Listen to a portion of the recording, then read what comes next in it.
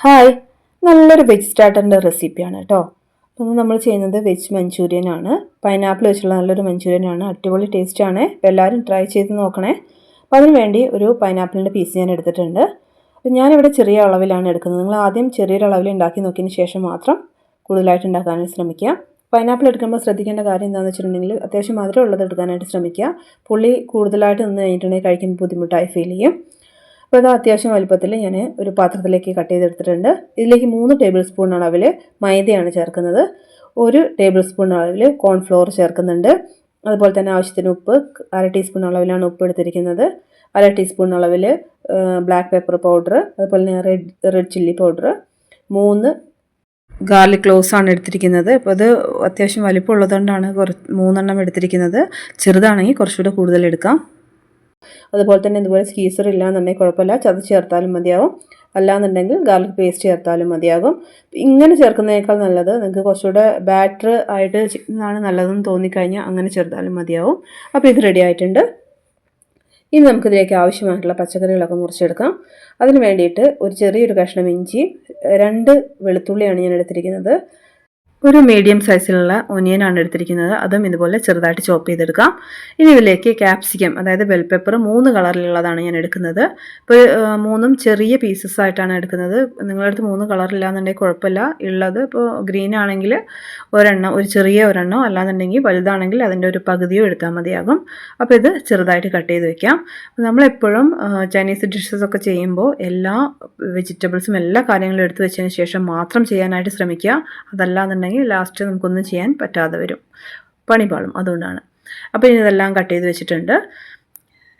ഇനി ഒരു ചെറിയൊരു സ്പ്രിംഗ് ഒനിയനും കൂടെ എടുക്കുന്നുണ്ട്. അപ്പോൾ ഇത് മതി. ഇനി ഒരു പാൻ അടുപ്പിലേക്ക് വയ്ക്കാം.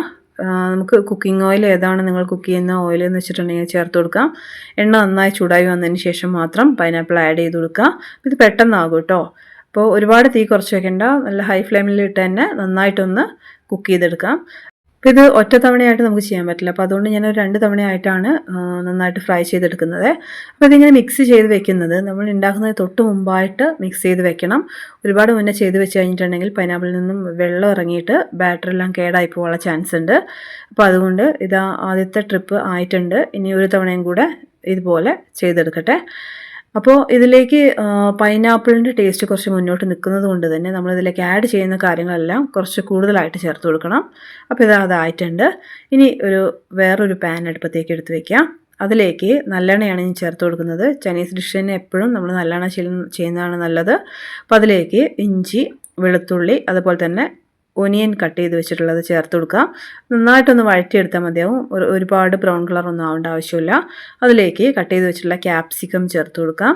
ഇതിൽ വേറെ വെജിറ്റബിൾസ് ആഡ് ചെയ്യേണ്ട ആവശ്യമില്ല. ഇനിയിപ്പോൾ നിങ്ങൾക്ക് താല്പര്യം ഉണ്ടെന്നുണ്ടെങ്കിൽ ക്യാരറ്റ്, ക്യാബേജ് വേണമെങ്കിൽ ചേർത്ത് കൊടുക്കാം. അപ്പോൾ ഇത് അതിലേക്ക് 1 ടേബിൾ സ്പൂൺ അളവിൽ സോയാ സോസ്, 2 ടേബിൾ സ്പൂൺ അളവിൽ ചില്ലി സോസ്, 3 ടേബിൾ സ്പൂൺ അളവിൽ ടൊമാറ്റോ കെച്ചപ്പ് എല്ലാം കൂടി ചേർത്ത് നന്നായിട്ട് ഇളക്കി കൊടുക്കുക. 1/2 ടീസ്പൂൺ അളവിൽ വൈറ്റ് വിനീഗർ ചേർത്ത് കൊടുക്കുക. 1/2 ടീസ്പൂൺ അളവിൽ ബ്ലാക്ക് പെപ്പർ, 1/2 ടീസ്പൂൺ അളവിൽ സോൾട്ട്, അതുപോലെ തന്നെ കോൺഫ്ലവർ 1 ടേബിൾ സ്പൂൺ അളവിൽ എടുത്തിട്ട് കുറച്ച് വെള്ളത്തിൽ മിക്സ് ചെയ്തതിന് ശേഷം ഒഴിച്ചു കൊടുക്കുക. ഇനി ഒരു 1/2 ടീസ്പൂൺ അളവിൽ പഞ്ചസാര ചേർത്ത് കൊടുക്കുന്നുണ്ട്. ഗ്രേവി നന്നായിട്ട് തിക്കായതിന് ശേഷം മാത്രം പൈനാപ്പിൾ ചേർത്ത് കൊടുക്കുക. സ്പ്രിംഗ് ഒനിയൻ ഇട്ടിട്ട് നന്നായിട്ട് ഗാർണിഷ് ചെയ്തെടുക്കാൻ പറ്റും. ഇനി നമുക്ക് സെർവ് ചെയ്യാം. അപ്പോൾ എങ്ങനെയുണ്ട്? അടിപൊളിയല്ലേ? അപ്പോൾ ഞാനിത് വീഡിയോ കുറച്ച് ഫാസ്റ്റായിട്ട് കാണിക്കുന്നത് ഒരുപാട് ലെങ്ത്ത് വരാതിരിക്കാൻ വേണ്ടിയിട്ടാണ്. അപ്പോൾ വീഡിയോ എല്ലാവർക്കും ഇഷ്ടമായെന്ന് വിചാരിക്കുന്നു. സബ്സ്ക്രൈബ് ചെയ്യാൻ മറക്കരുത്. ഒരു അടിപൊളി വീഡിയോ ആയിട്ട് കാണാം. ബൈ.